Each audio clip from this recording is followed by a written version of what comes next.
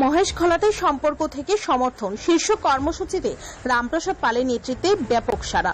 ভারতীয় জনতা পার্টির কেন্দ্রীয় কমিটির নির্দেশে দেশের সব প্রান্তে প্রধানমন্ত্রী নরেন্দ্র মোদীর কার্যকালের 9 বছর পূর্তি উপলক্ষে এক মাস ব্যাপী বিভিন্ন প্রকারের রাজনৈতিক এবং সামাজিক কর্মসূচি হাতে নেওয়া হয়েছে।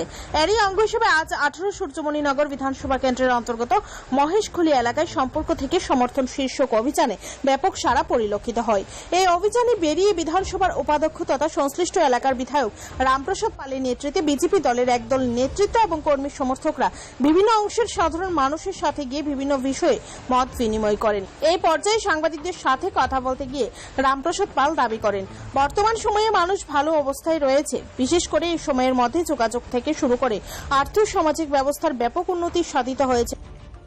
আমি আজকে আমার যে 18 সূর্যমণিনগর বিধানসভার অন্তর্গত মহেশখলা যে গ্রাম পঞ্চায়েত, এই গ্রাম পঞ্চায়েতের আমরা বিশেষ করে আমি অনেকেরই ঘরে ঘরে যাচ্ছি, বাড়িতে যাচ্ছি।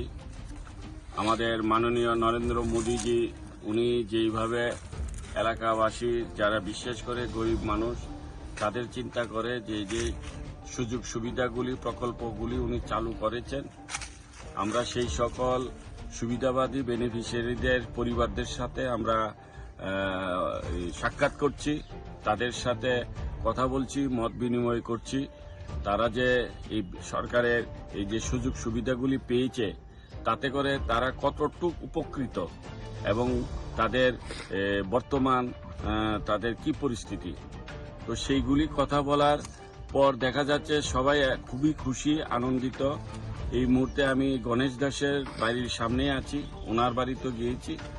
উনি বলছে যে আগে চলাফেরা করতে খুবই অসুবিধা হতো, মোদী সরকার আসার পর আমি একটা ঘর পেয়েছি, সেই ঘরে পাকা ঘরের মধ্যে আমি আছি। আমি কোনো ভাতা পেতাম না, বর্তমানে আমি 2000 টাকা ভাতা পাচ্ছি। এতে করে আমার যে প্রতি মাসে প্রায় 1.5 থেকে 2000 টাকা ওষুধ, সেটা। Bureau report, Tripura news 8।